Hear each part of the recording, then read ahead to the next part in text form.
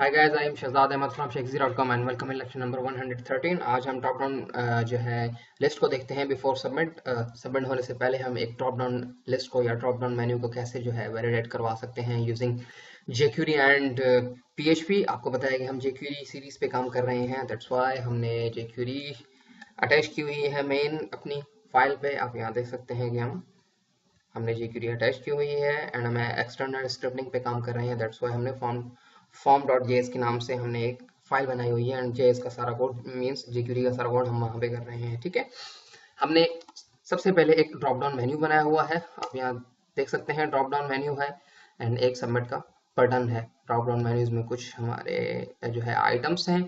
जैसे ही हम विदाउट किसी को सेलेक्ट किए सबमिट करते हैं तो हमें बता रहा है कि प्लीज सेलेक्ट टाइम। ठीक है, अदरवाइज अगर हम किसी को भी सिलेक्ट करते हैं देन आप देख सकते हैं कि हम जंप कर रहे हैं form.php पे एंड हमारी वैल्यूज भी अपेयर हो रही हैं। ठीक है, तो चल क्या रहा है, हमने एक फॉर्म लिया हुआ है, आप देख सकते हैं यहाँ पे, एंड हमने एक सेलेक्ट का ऑप्शन बनाया हुआ है एंड यहाँ देख सकते हैं हमने डायनामिक वैल्यूज जो है वो ली हुई हैं।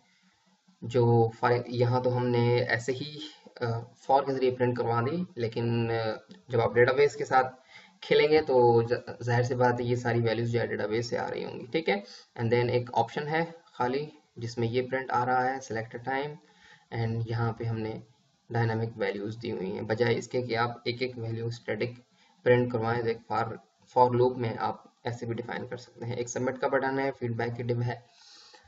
कोड में हमने सेम कोडिंग की हुई है, सबमिट का फंक्शन लगाया हुआ है, हमने एक जो है वो पैरामीटर दिया हुआ है। जैसे ही सबमिट होगा वैल्यूज हम ले रहे हैं एंड देन हम चेकिंग करवा रहे हैं खाली है या नल है। अगर खाली है तो हम एरर प्रिंट करवा रहे हैं एंड फॉर्म को सबमिट होने से रोक रहे हैं। ठीक है,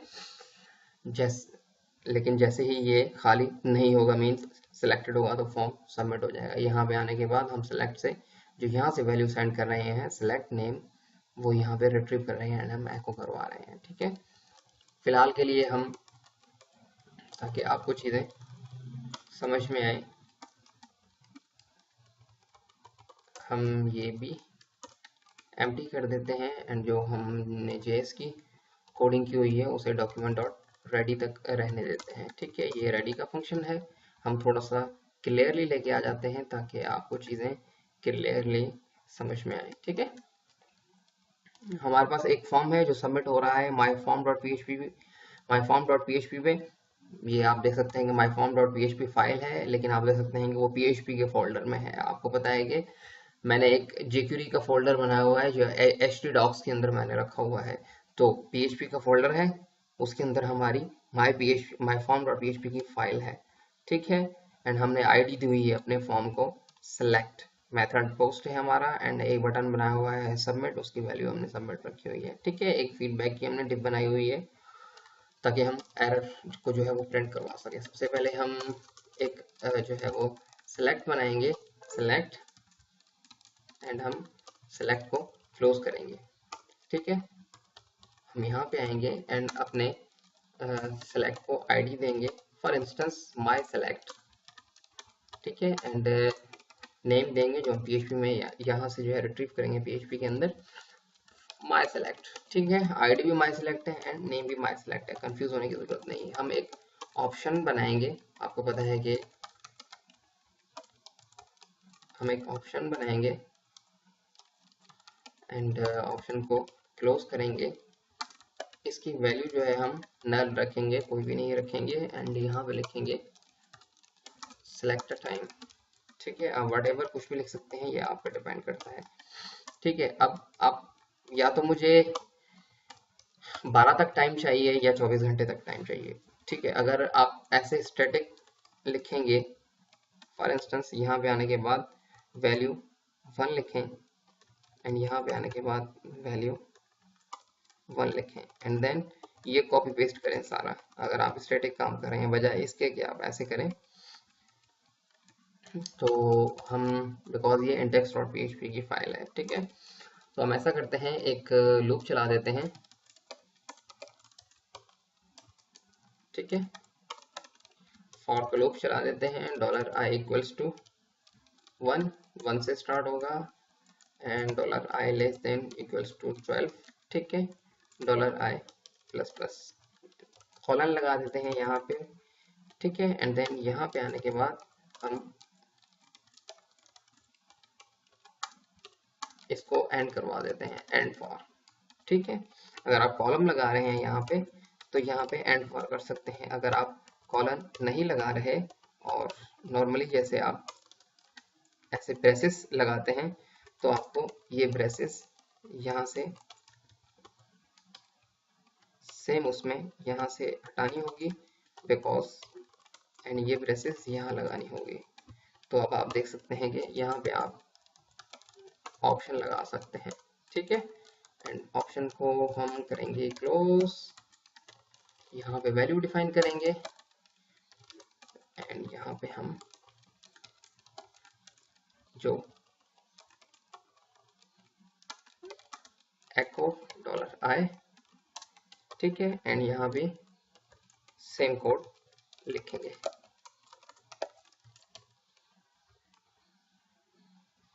echo $i, ठीक है। अब ये 12 दफा जो है वो प्रिंट करवा देगा। वापस जाएंगे, रिफ्रेश करते हैं तो आप देख सकते हैं कि आपको प्रिंट करवा रहा है 1 से लेके 12 तक, या अगर आप देखना चाहते हैं 1 से 24 तक प्रिंट करवाना चाहते हैं तो वापस जाएंगे, रिफ्रेश करेंगे तो आप देखेंगे कि 1 से लेके वो 24 तक प्रिंट करवा रहा है। तो हमें 12 तक चाहिए ताकि आप कंफ्यूज ना हो एंड आपको चीज़ें जो है वो समझ में आए, ठीक है। अब एक तो ये है कि आप ऐसा करें, ठीक है, जैसे कि मैंने आपको बताया कि नॉर्मली जैसे होता है कि आप ब्रेसेस लगाते हैं एंड ब्रेसेस क्लोज कर दें। दूसरा आप जो है वो कॉलन लगाएं एंड यहाँ पे आने के बाद ब्रेसेस लगाने की ज़रूरत नहीं है एंड यहाँ पे जस्ट आप उसे बताएंगे एंड फॉर, ताकि उसे पता चले कि फॉर यहाँ पे एंड हो रहा है। ये ऐसे ही फॉर ईच भी आप ऐसे ही कर सकते हैं जो पीएचपी के अंदर है। हम पीएचपी में काम नहीं कर रहे, दैट्स व्हाई हम डीपली नहीं जाएंगे। तो हो कुछ भी नहीं रहा, यहाँ पे कंफ्यूज होने की जरूरत नहीं है। एक हम स्टैटिक बना रहे हैं, उसकी वैल्यू हम नल रख रहे हैं एंड वहाँ पे लिखा हुआ है सिलेक्ट आइटम, ठीक है। हमने सिलेक्ट बनाया हुआ है, आईडी दी हुई है माई सिलेक्ट एंड उसका नेम है माई सिलेक्ट, ठीक है। एक पीएचपी का हमने टैग बनाया हुआ है, आप ऐसे भी कर सकते हैं, ये मैंने थोड़ा सा ऐसे किया था, आप ऐसे भी कर सकते हैं, एक ही लाइन में लिख सकते हैं, आप कंफ्यूज ना हो, दैट्स वाई मैंने डबल लाइन में लिखा था, ठीक है। हम एक फॉर का लूप चला रहे हैं, $i से वेरिएबल डिक्लेयर कर रहे हैं, स्टार्टिंग होगा 1 से, जब वो लेस देन और इक्वल्स टू 12 तक चलेगा एंड आई में प्लस प्लस होता रहेगा, ठीक है। अब देखें यहाँ पे वैल्यू 1 है, जैसे ही 1 होगी तो यहाँ पे वो ऑप्शन में 1 प्रिंट करेगा एंड यहाँ भी 1 वैल्यू दिखाएगा, ठीक है। वापस वो ऊपर जाएगा एंड देन जो है चेकिंग होगी कि 1 लेस देन है 12, बिल्कुल 12 है, तो वो दोबारा आएगा, दोबारा प्रिंट करेगा, फिर ऊपर आएगा, फिर आएगा एंड देन जब तक ये वैल्यू फॉल्स नहीं होती वो तब तक जो है इस ऑप्शन को जो है प्रिंट करता रहेगा, बट ये वैल्यूज जो है डायनामिक चेंज होती रहेंगी, ठीक है। आपको पता है कि हमने एक सबमिट बनाया हुआ है, सबमिट का बटन फॉर्म को सबमिट करवाने के लिए, एंड एक डिव बनाई हुई है फीड के नाम से।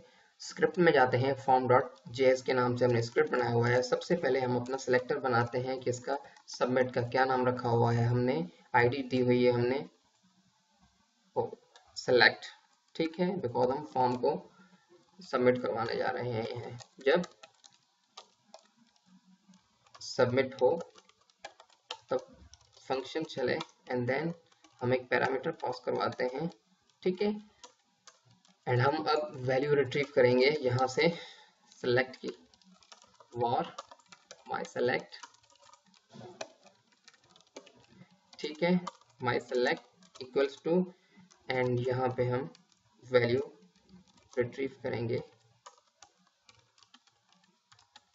हम देख सकते हैं, आप यहाँ देख सकते हैं ये हमने माई सेलेक्ट आईडी दी हुई है, तो हम माई सेलेक्ट आईडी से ही कॉल करवाएंगे, आईडी है दैट्स व्हाई हेड से कॉल करवाएंगे, बट डॉट वैल हमें उसकी वैल्यू चाहिए, ठीक है। आपको यहाँ पे वैल्यू मिली, जैसे ही वैल्यू मिली तो हम यहाँ पे इफ के अंदर चेक करवा रहे हैं, ठीक है। इफ के अंदर हम चेक करवाएंगे कि माई सेलेक्ट इक्वल्स टू हो नल, जब माई सेलेक्ट खाली हो या और जब माई सेलेक्ट खाली हो और माई सेलेक्ट इक्वल्स टू हो नल के, जब माई सेलेक्ट खाली हो ऐसे, या नल के। ठीक है, अगर आप ऐसे भी करेंगे तब भी वो वर्क करेगा। ठीक है, जब खाली हो तब क्या करें, तब एरर जो है वो प्रिंट करवा दे। कहाँ पे एरर प्रिंट करवा दे, आप यहाँ देख सकते हैं कि हमने क्लास फीड के नाम से एक डिव बनाई हुई है। फीड पे जो है एक एरर प्रिंट करवा दे, प्लीज सेलेक्ट टाइम। ठीक है, एंड उसे हम कलर दे देते हैं, कलर रेड। ठीक है, एंड फॉर्म को सबमिट होने से रोकने के लिए E dot prevent default, D जो है वो कैपिटल होगा। ठीक है, एंड वापस जाएंगे, रिफ्रेश करते हैं। सबसे पहले हम ऐसे ही सबमिट करवा के देख सकते हैं, तो आप देखेंगे कि प्लीज सेलेक्ट टाइम, वो हमें कह रहा है कि भाई टाइम को सिलेक्ट करो, ऐसे वो फॉर्म सबमिट होने नहीं दे रहा। लेकिन जैसे ही हम कोई भी आइटम जो है वो सिलेक्ट करते हैं, क्लिक करते हैं, तो वो फॉर्म सबमिट हो जाता है एंड जंप करता है माई फॉर्म डॉट पी की तरफ। अब हम माई फॉर्म डॉट पी की तरफ चलते हैं एंड यहाँ पे आने के बाद वैल्यू जो है रिट्रीव करवाते हैं। हम यहाँ पे इस सेट लगा के चेक नहीं करेंगे कि भाई सेट है वैल्यू या नहीं है, हम डायरेक्टली जो है रिट्रीव करेंगे वैल्यू। हमने माई सेलेक्ट के नाम से दिया हुआ था वहाँ पे, एंड यहाँ पे हम एको करवाएंगे, वापस जाएंगे, रिफ्रेश करेंगे एंड आप देख सकते हैं कि वैल्यू हमें रिट्रीव हो रही है। हम कोई भी मेन्यू सेलेक्ट नहीं करते, क्लिक करते हैं please select a time, time को सिलेक्ट करें, लेकिन जैसे ही हम वैल्यू कोई भी सिलेक्ट करते हैं, 9 को सिलेक्ट किया, तो आप देख सकते हैं कि 9 की वैल्यू रिट्रीव हो रही है हमारी।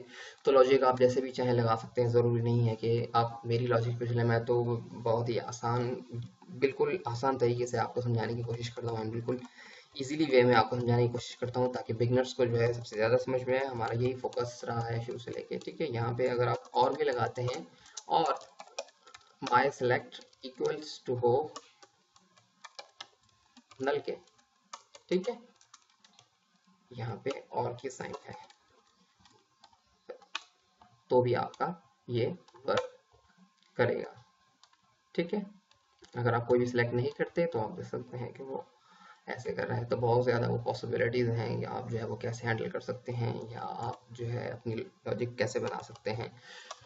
तो अपनी कीमती राय से हमें ज़रूर आगाह कीजिएगा। अगर आपको कोई भी प्रॉब्लम है तो आप हमारा फोरम सिस्टम यूज़ कीजिएगा, हमारा फोरम सिस्टम अवेलेबल है। आपको कोई भी जो है परेशानी है, कोई भी चीज़ आपको तंग कर रही है, कोडिंग में मसला है, तो आप जस्ट क्वेश्चंस अपना लिखें एंड अपनी कोडिंग लिखें एंड क्वेश्चन अपना रेज करें। जब तक आप क्वेश्चंस रेज नहीं करेंगे तब तक जो है आपके क्वेश्चंस सॉल्व नहीं होंगे। आप क्वेश्चंस रेज करेंगे, कोई ना कोई जवाब देगा, अगर कोई नहीं देता तो हम तो ज़रूर जवाब देंगे। अपनी फीडबैक से हमें ज़रूर आगाह कीजिएगा। थैंक यू फॉर वॉचिंग, खुदा हाफिज़।